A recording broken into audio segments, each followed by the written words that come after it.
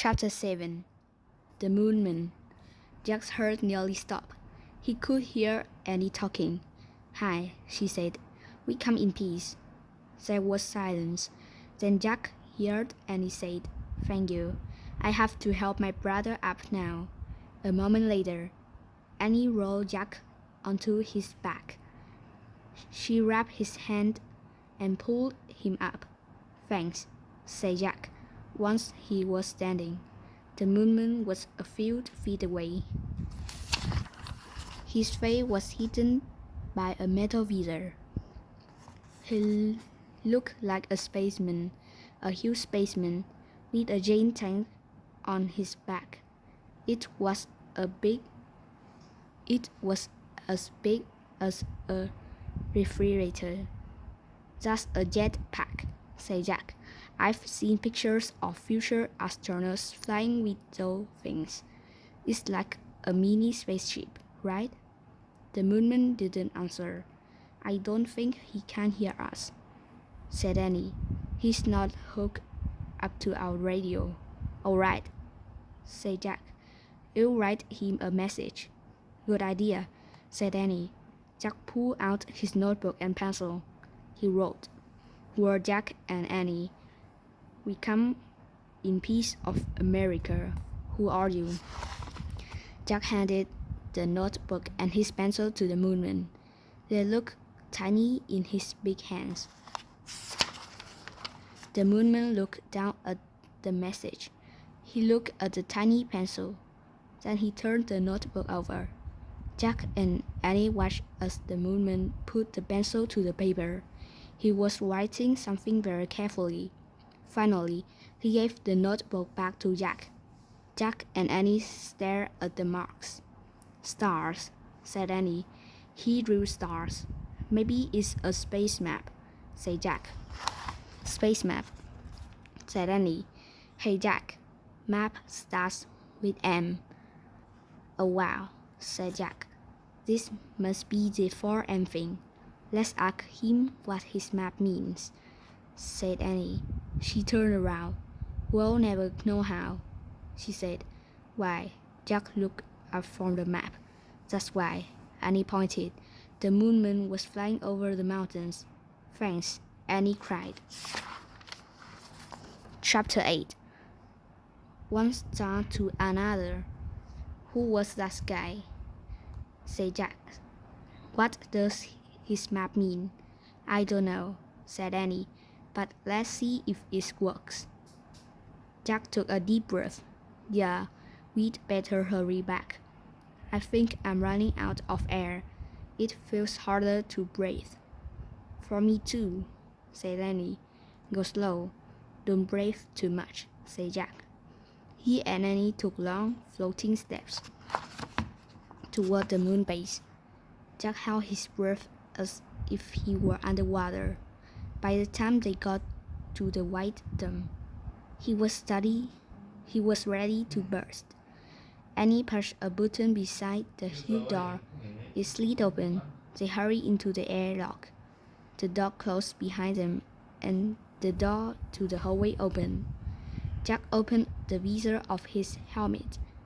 He took a long, deep breath and let it down. "Ah, let's get out of these suits," said Annie. "Good idea."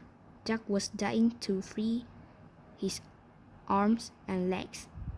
As they moved clumsily into the spacesuit storeroom, Jack felt heavy again.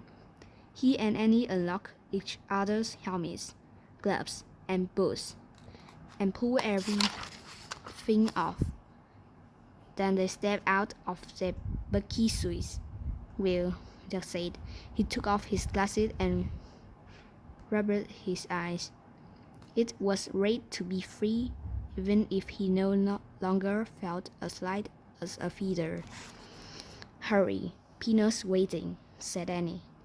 She led the way down the steps to the bright landing chamber. "Jay," she said softly. Jack was relieved to see the treehouse still there. Soon they'd be heading home. He couldn't wait. Jack and Annie crawled through the treehouse window. "We're back, Peanut," said Annie. Squeak. Peanut ran to the letter M. We missed you, said Annie. She patted the mouse head. We met a moonman. Sorry, Peanut, but you have to move, said Jack. We have to put a map on the M. Annie gently lifted the mouse off the M. Jack tore the star map out of his notebook, and he placed it on the M, next to the mammoth bone, the mango, and the moonstone. He sighed, then sat back on his heels. Hand me the Pennsylvania book, he said. They needed the Pennsylvania book to get back home. There was silence. Jack turned and looked at Annie. It's not working, Jack, she said.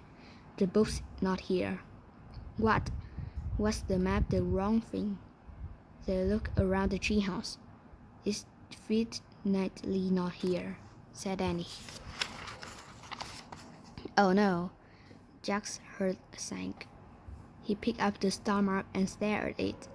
Squeak, squeak. Peanut jumped out of Annie's arm and scurried back to the letter M. I've got an idea, said Jack. He reached into his pack and took out his pencil. What are you doing? Said Annie. Do you know how you draw a constellation? Said Jack. Do you connect all the stars? What happens if we try that? He drew a line from one star to another. He kept drawing until all stars were connected. Let me see, said Annie. Jack held the paper out so they could both study it. It looks like a mouse, said Annie. Yeah, said Jack. Is there such a thing as a mouse constellation? Said Annie. I don't think so, said Jack. Squeak. Annie and Jack looked at Peanut. She was standing on M. Oh wow, Jack, Annie whispered. I think I know what the fourth thing is. Jack grinned. Me too, he said. It's a mouse. They said together. Squeak, squeak. Maybe the spell is moonstone, mango, mammoth bone, mouse, said Annie. Jack touched each thing in turn as he whispered. Moonstone, mango, mammoth bone, mouse. Let's say it over and see what happens, said Annie. Together, they chanted. Moonstone, mango, mammoth bone, mouse. Moonstone, mango, mammoth bone, mouse. Suddenly, a bright light filled the treehouse. The light got brighter and brighter and brighter. The brightness was blinking and whistling. The air spun with brightness. Then everything was clear. Peanut the mouse was gone, and Morgan Le Fay stood before Jack and Annie.